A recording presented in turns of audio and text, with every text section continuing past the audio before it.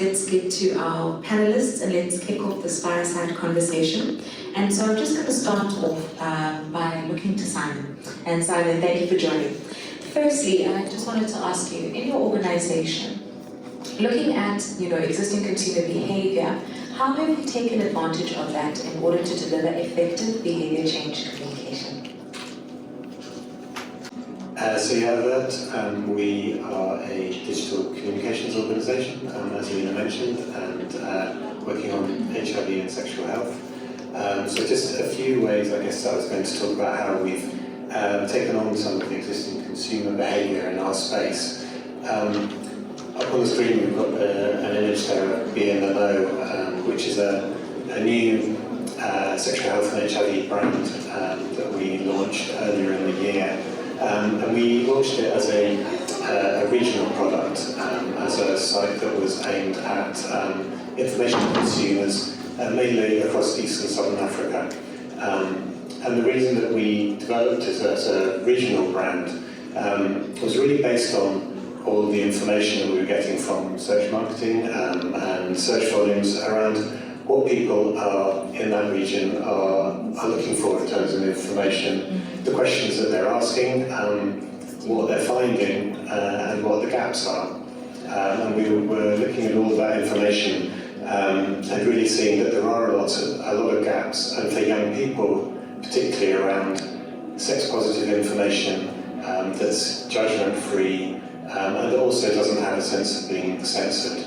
And so Be in the Know was developed as a brand across website and social to provide that, I guess, to reinforce what people may be finding elsewhere, but also to fill the gaps of what they're not finding in those other spaces.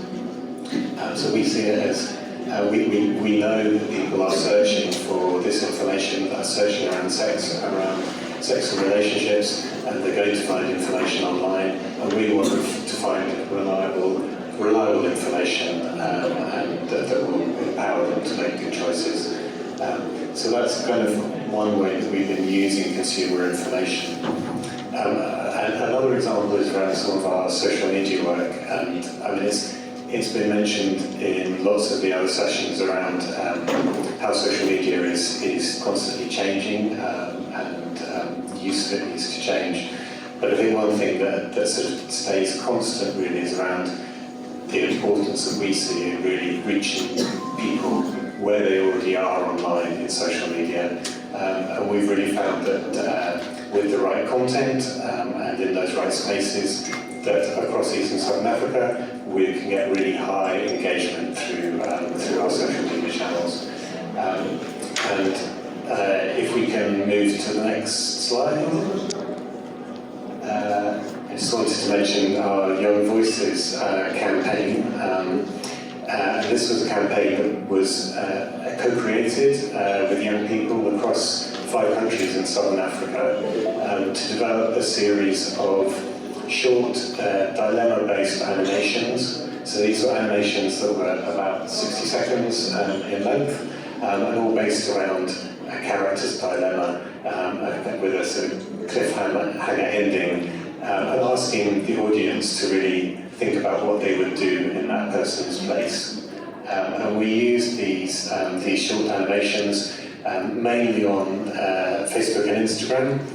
We had over 850,000 views of the animations, and that's views of more than 50% of the animation, so what we call kind of a meaningful view, as well as thousands and thousands of comments and conversations based on the animations, and many other engagements like likes and shares and things. And again, this was just an example of how with that right type of content and in the right spaces, we still think we can get really high engagement. The last example I just wanted to give around how kind of our understanding of our consumer base, our users, has informed some of our practices is around our moderation practices on social media. And we know from evidence elsewhere that young people take a lot more notice of their peers than they do of people in authority. And we wanted to put that into practice in our moderation practices as well on social media. So really trying to allow other young people on our social media channels to challenge or correct misinformation that people might make on in their comments and posts on our channels. So we are in the background, but we take as light a moderation role as possible and really give space to other young people to be able to challenge those inaccuracies or stigmatising comments that might be made on our channels. Hoping and knowing that will lead to much bigger changes in attitudes and beliefs of those young people. And we actually did a coding exercise on one of our Young Voices campaigns, where we looked at around 1,000 comments and conversations on one of those animations to really understand whether it was the case that young people were challenging each other's views and correcting misinformation. And that was very much from this coding exercise that we found that really was the case, and that was really able to then feed into kind of peer learning and that changing in belief and attitudes that we're after. Thanks so much for that, Simon. I think what stuck out to me was that firstly there is an attuneness to what your target audience is currently already doing. You are not trying to interrupt them. You are sitting and finding them in the spaces where they already are, and then rather than interrupting them with content, you're serving them content in a relevant format, which they can engage in, which allows them to be able to move through the behavior change process. I think the second piece is, what also stuck to me is that you mentioned that in the moderation process you give young people space to be able to be a part of it. So there's also an element of agency there, which I think was quite profound in your example. So thanks for that contribution. I'm going to flip to the other side of the panel and look at Phinah. So Phinah, from your position as the head honcho at Soul City, and also with all of your experience to date, from your perspective, how has behavior change communication an effective tool, and what are some of the challenges and pitfalls within it? Thank you very much. So, it's interesting because behavior change is we center people's lives, people's behavior, but there are influences when people make choices about how they are going to behave and what they are going to do. Culture, family background, context in their environment influences about how people are going to either take the message you are giving and change their behavior or not change at all. So it's important that you address the context that people find themselves in. If you know the ecological model, you know that you start with the individual, but you don't just end there because it's dangerous to do that. They go back, especially when they are young, because we work with young people and as young as 8 and up to age 35. So if an 8-year-old hears a message, they usually go back home to bounce the message of their parents to see if their parents believe in the same thing or know that information. And if they find contradicting information, they are most likely to discard what you are bringing in. So it's important that when you do programs, you center, yes, the individual, but you also go and work with their families, and with not only the families, but also the communities that the families come from. That way you are able to then influence behavior change. But the second thing is the language that you use is important. If you go to a community that is predominantly Tswana, but your message is in English, you are leaving all of them behind. Whether you use print, radio, TV, tailor-make the message to suit the language and the environment. That's what we've learned. But also technology 4IR came in with its own challenges. We assumed that we're going to engage young people, and I hear what my colleague is saying. We assume that young people will be excited, that now we are on the Twitter spaces, and to our surprise, they were not engaging because most of them don't have phones. So the assumption that we made was that they have phones, we just put content there, they'll access it.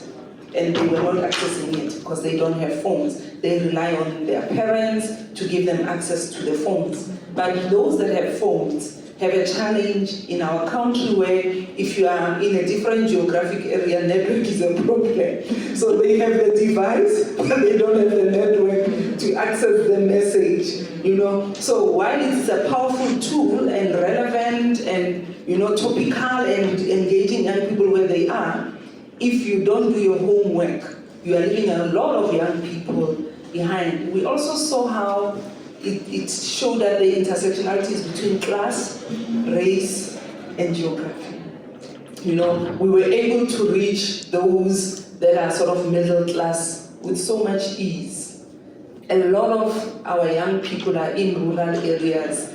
They don't speak English, they don't have access. So we left a majority of them when we shifted to 4IR and we're doing a lot of our interventions on social media using technology. So we've had to go back to traditional ways of engaging, go back to the classroom, sit with young people in a forum like this, engage one-on-one with them, and still cater for the ones that are on social media and cater for the ones that have tools and devices. That way you use mixed methods, you don't leave anyone behind. But if you are just going to shift and say, now we are doing 4IR, let's move and use technology, I can promise you, you are leaving 90% of your target behind. And that was the greatest lesson that we've learned as Soul City in the work that we do with children and adolescents.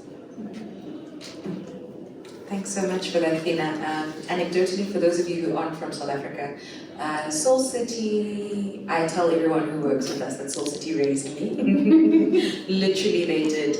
As she said, from the age of 8 up until 35, that is their target audience. And honestly, regardless of class, you are reached with their messaging. I remember there was a television program, which was incredibly famous, which I used to watch religiously. And I think it's very interesting and poignant that almost 20 years later, you are going back to traditional means, because although the world has moved on, you still need to go back to where the people are.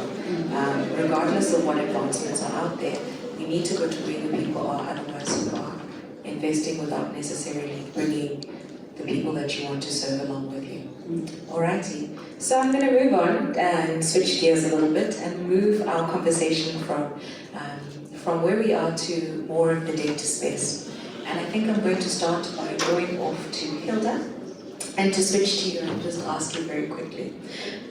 In your discipline and in your space, how does data and the access that you have empower you and your organization to implement effective change communication? Thank you very much, and thank you for joining us today. So I'll start off by just painting the picture of how our operations within Triggerise and with the TICO platform really works, which really leads us to my point of this conversation, which is real-time data for behavior change. And so, as Angelina had said, we use a technology platform, which we call TICO. And so the technology platform is a conduit. It's a motivation platform that we use to encourage adolescents and young adults. Our target audience is people aged 15 to 24 years. And it is a platform that acts like an ecosystem. So on the ecosystem, we've got a panel of health providers that provide various SRH services, like contraception, like HIV testing, like PrEP and ART. And also increasingly, we are adding other offers on it, like mental health and job skills and education. So what we do with TICO is that young people are able to register onto the system, and they can do this using one of 3 ways. And so I just appreciate what my colleague Phinah has said, that we have to acknowledge that, for example, so our main location of operation is a number of sub-Saharan African countries. And even though we see a proliferation of mobile technology within the region, we still have a lot of young people that are still left behind. They do not have access to mobile phones. And we work with young people, but also we work in poorer communities, like resource-constrained communities. So what then happens is that what we've done with the TICO platform is that we've given young people 3 options that they can use to register onto the platform or enroll onto the platform. They could use an SMS if they have a feature phone, so they send a message to the TICO platform and start the enrollment process. If they had a smartphone, they could enroll using WhatsApp or Telegram or Facebook. But we have a big proportion that don't have access to a phone. So what we do is that we've made sure that we are not leaving them behind, even though we are a technology platform. We also work with community mobilizers on the ground. So the community mobilizers will have smart cards that we call TICO cards. And so on those smart cards, they have specific serial numbers and ID codes. And so what they do themselves, the mobilizers will have a TICO app. And so they register the young person onto that app. And once they register, then they are on their way to accessing services. Because once they register, they can see the various providers that are on the platform, and they can select the provider they'd like to visit based on their need on the day. And I just wanted to show you how the enrollment process happens. So we've got a small video. How do users become TICO members? TICO membership can be accessed by anyone in 2 ways. Using their mobile devices. New members can enrol themselves on TICO through SMS and WhatsApp, or through social media platforms such as Facebook Messenger or Telegram.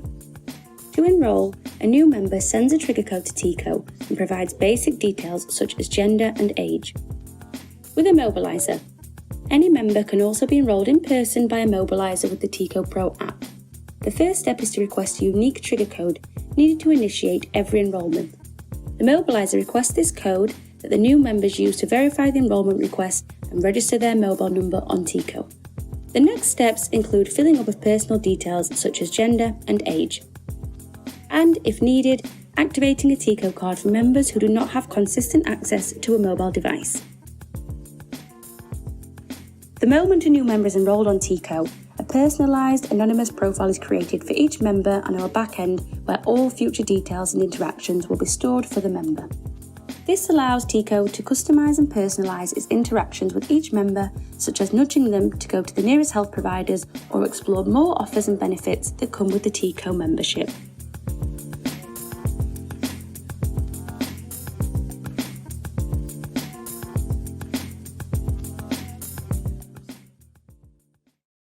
Important thing with our TICO platform is that as the enrollment happens, and assuming a young person has enrolled and has decided the provider they want to visit, so they will visit the provider, and the providers who participate through TICO also have a TICO app. So if the young person has a mobile phone, they'll send a code to TICO indicating their willingness or their need for a service. TICO will respond back with another code that the young person will then give the provider, and then the provider will send it back. So that is a point where we validate that an interaction has happened or a service has been given. We call that a digital handshake. It is a confirmation that this young person requested for this service and it was given. In case one of them, either the young person or the provider, does not confirm that interaction through the back and forth process, we cannot collect a data point. So that digital handshake that's a point of data. So because you've seen that it creates anonymized profiles on the TICO platform, we are able to see who is enrolling onto the platform, where are they from, what's their gender, and then when they visit a provider, we are able to know, we are able to tell what provider they visited, the type of service they requested, and whether they got it. Now, when they come back, assuming they've received a short-acting contraceptive method or PrEP, when they come back for their refill, if they're still enrolled on with a mobile phone, we continue. So the health provider will add on to their information on the TICO platform. So when they register, the mobilizer will give them the TICO card to take with them. When they come back, they need to present that TICO card with that ID on there. So that helps us as Triggerise to just continue collecting that information about our target audiences. So we are able to track specific individuals who've accessed services through the TICO platform, and the data is real-time, such that every 24 hours we are able to tell who enrolled and what services they take. And that's really the point where I come in, me and my team, or my team and I, because then we are able, so the TICO platform then pushes the data to a data visualization platform, and we use Tableau as our platform. So every day the data gets pushed to Tableau, and we visualize the data based on the various indicators. And once we've created the dashboards, we give access to various people who are involved in the particular programs that we are implementing. So our program team members have access to the dashboards, our donors have access to the dashboards, and other partners that we work with have access to the dashboards. So they are able to see the numbers and the performance of the program on a real-time basis. And so we are able, when we do visualization, we are able to showcase, for example, the program targets against performance, and you track that over time. We are also able to see, so one important thing that we do with TICO is that we don't just support young people to access SRH services. We also encourage access of integrated services. A young person can get to a health provider and ask for an HIV test, but at the same time they could also want to access a contraceptive method. So we are able to see also with our visuals how many young people and who is actually accessing integrated services and which services. We are also able to tell who's coming back. So in family planning, in HIV, continuation of use of contraception is critical for healthy behavior or health outcomes. At the same time, for those who've enrolled on PrEP or ART, adherence is critical. So what TICO helps us to do is that we are able to tell that with the individuals that are coming back. Now, the other thing is that we use behavioral science and we use reminders, especially for those who've enrolled with a phone. When they are due for a refill, we are able to send them a reminder that in 2 days' time you are due for a refill, so please visit a provider. And so the one thing that TICO helps us to do from the point of data, and especially with behavior change, is that number one is real time. So you're able to act real quick. So it helps us with agile programming and adaptive programming, because at every single time that you want to see the data, you're able to see that, and you're able to flag the areas of need. So when young people access a service at a health point, as they exit the service point, and if they have a mobile phone, we encourage them to rate the quality of those services. So we are also able to see what providers, for example, if the rating is very low, we're able to flag that, and the program team is able to act really quick. And so there's the aspect of timeliness of data, number one. There's the aspect of accuracy. Remember, if neither the young person nor the provider confirms that an interaction has happened, the cloud system, the TICO cloud-based system, will not capture that as a data point. So the TICO system really helps us in terms of ensuring data accuracy. So whatever data gets pushed to our Tableau platform, we are certain that it's really accurate data. And the other thing is that it really helps us with efficiencies, because we don't have to wait for a week or a month to be able then to go and collect data and then enter that data in whatever platform or software we want to use for analysis before the program is able to act. So there's a lot of efficiencies that then the TICO app helps us. So we are also able to tell, in terms of demand generation, we've got a few, apart from reminders, community mobilizers act as our demand generation partners on the ground. We're able to tell what community mobilizers are acting quick and what young people are able to come back for a service and the ones that are falling off. And we're able to flag and act based on the profile of the mobilizer or the provider, because of the real-time aspect of the data. Thank you for that, Hildah, and I think if anyone would like to get any form of visualization or to grill Hildah on how they manage data, you are welcome to see her after the session.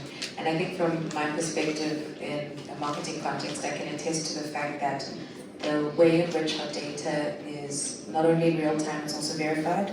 So our results are verified, allows me to be able to test things and to be able to test and very quickly within a few weeks see whether or not this message comparative to this particular reminder has an impact on continuation, or or whether or not we need to tweak something in order for it to reach the target audience in the way that we need. So data really is quite helpful.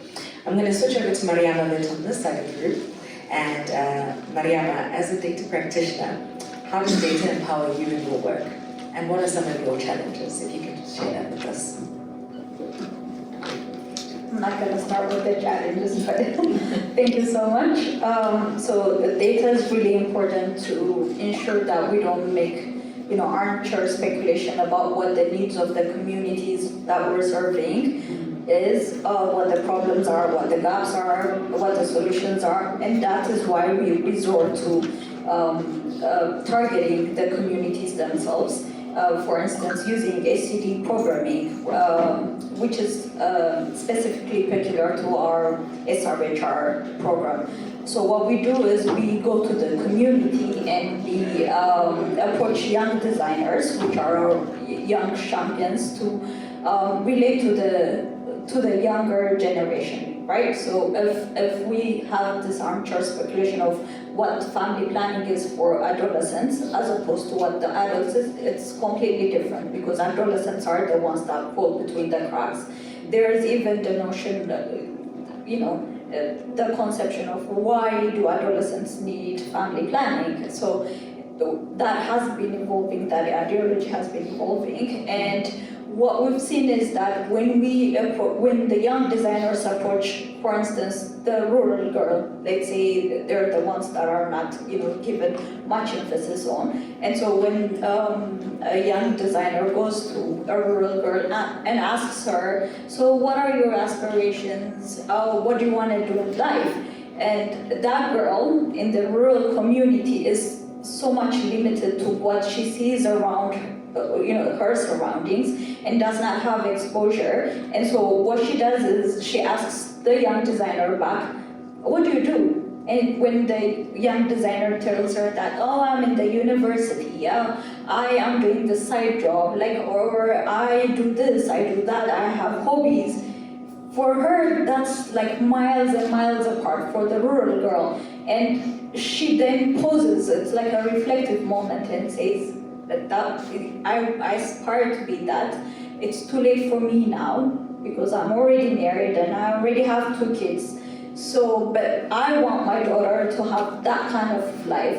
And these are the information that we get from the communities that should not be just, pushed under the rug because she's just a rural girl. No, that's important. That's how we design the program. That's how we know what the girl needs. But it does not stop there. We need to go to her parents. We need to go to her community, influencers who are, let's say, the religious leaders, schools, all these institutions that have profound impact on the lives of the girl. And so that's where we can get the information to help us design the programs that we, envisage in giving the community a holistic response. Another maybe a challenge here would be that we might not get the right information because of fear, because of barriers to the harmful traditional practices that we have.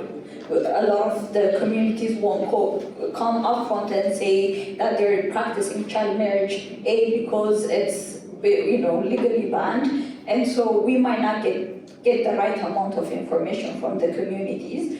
But debunking those social norms and teaching the community that it's for the betterment of the community to have open discussion, and sensitizing the community, let's say, on family planning services, showing them, it's not telling them do this, do that, because data tells us, if you look at anthropology, it's more about not telling the communities what's right or what's wrong. It's just listening from them and telling them that there are alternative ways of doing things and aspirations that young girls have, and the repercussions of not having spaced birth, the repercussions of not being like a teenage mom, and so the financial factors that are associated with it. So just showing them that there's a different side of the story. So on the flip side, there are the disadvantages of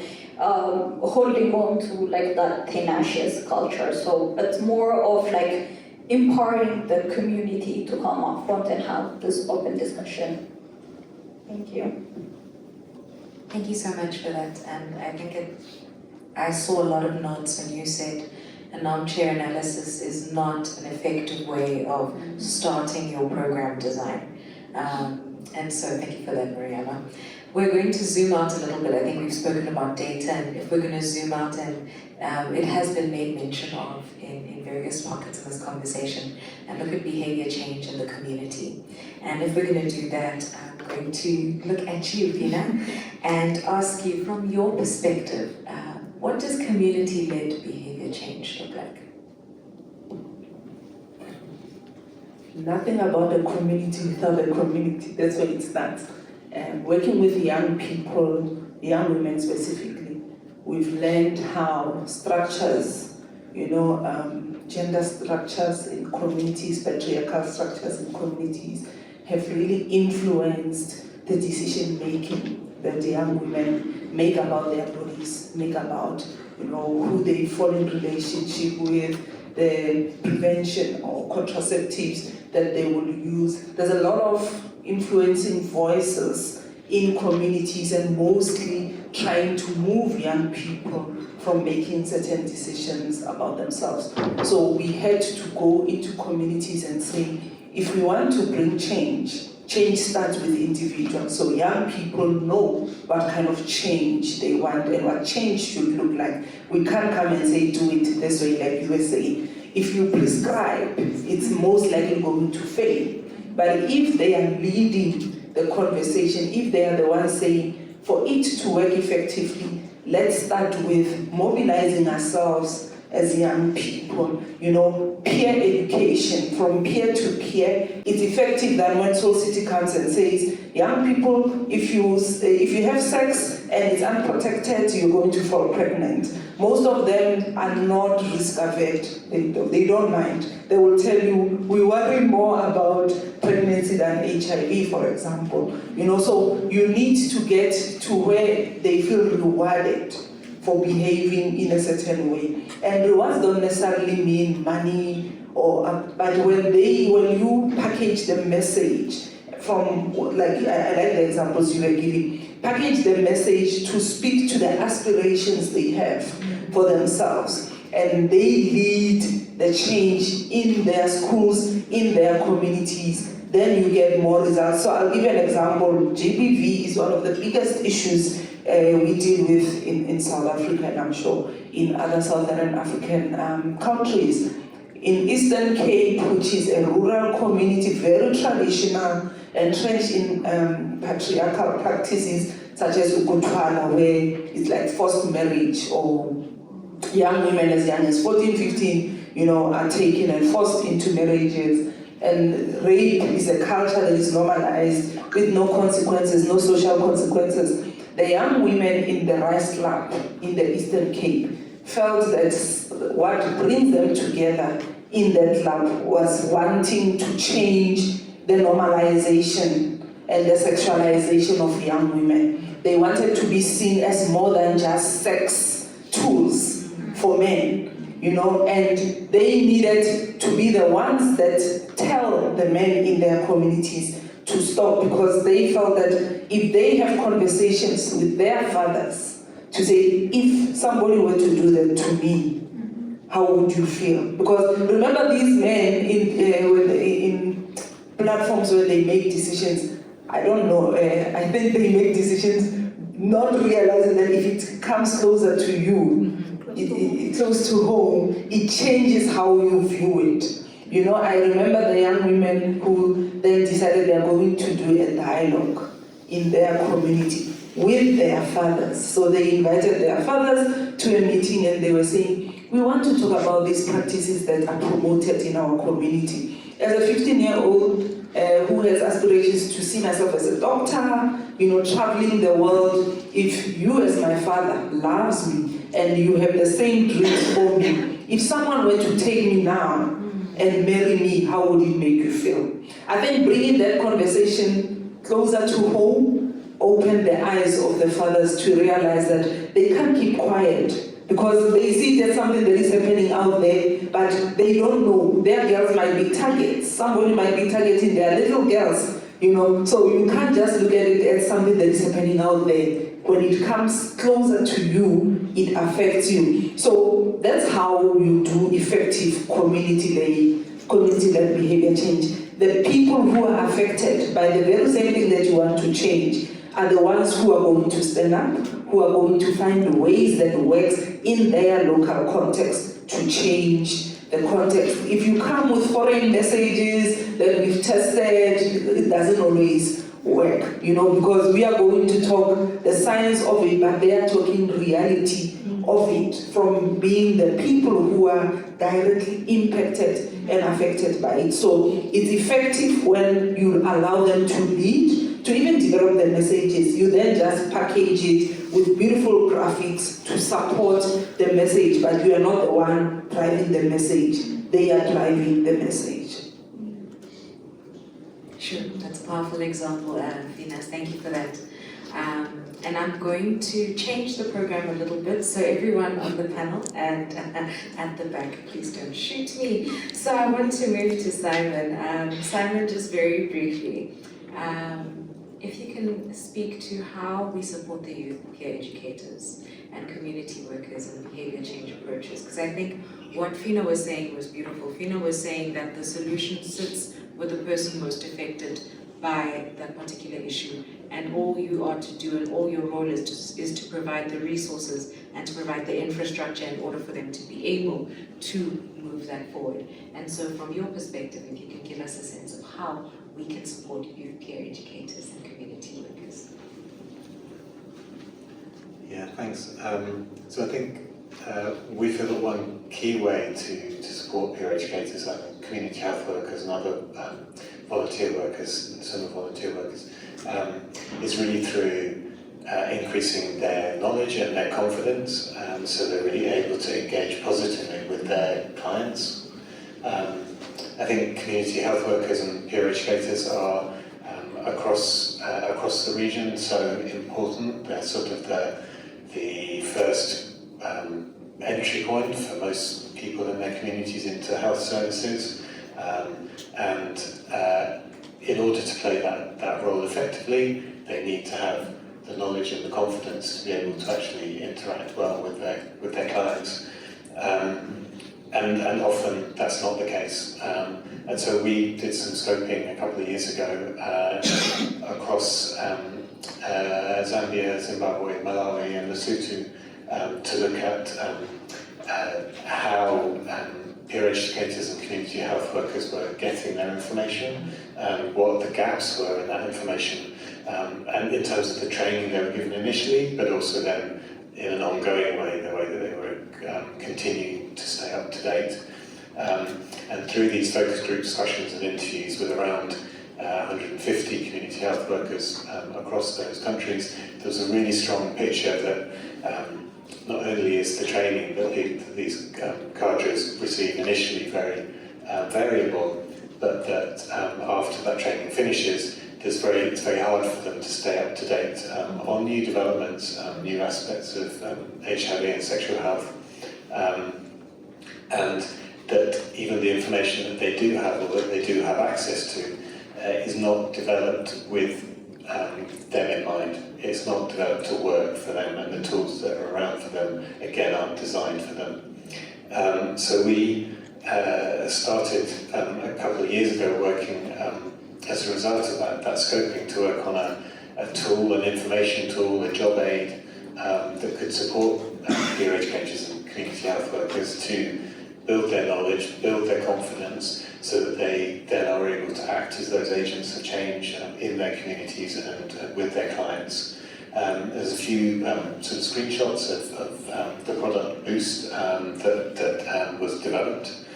And it's the whole thing has been co-created with community health workers and peer educators.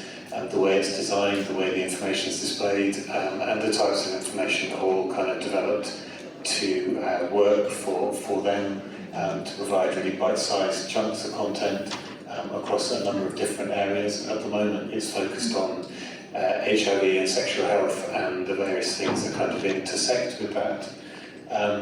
And in Zimbabwe, we've been working with Avert, who are a national organisation working with a large cadre of community health workers. And they've been rolling out Boost amongst their community health workers and doing a pilot that is now with around 500 community health workers. And it's also, in that context, now available in Shona and Ndebele, in the 2 local languages. And we've been working with them really to understand the impact and the difference that this sort of tool can have on the quality of the engagement that peer educators can have with their clients. And one of the new things that is also in Boost now are a set of screening tools, so that the community health workers can go through this simple screening process, set of questions, to then be able to refer clients on to access health services when appropriate. And we've done some initial kind of evaluation activities around Boost, with around 450 community health workers in our partner Avert. And through that, really interesting and positive kind of results coming back around very high percentages of those community health workers feeling that Boost had both increased their confidence and also the quality of their communication with their clients as well. Thanks for that, Simon. And I think with all of us who work with community health workers or who work with mobilizers, I think the thing that they play back to you the most is, I want to feel confident when I engage our beneficiaries. I want to feel knowledgeable, and it's great that you brought an example of something that's done that. I think it's late. It has been a very long day, and I really don't want to lose all of you. So I think maybe if we can pause for questions.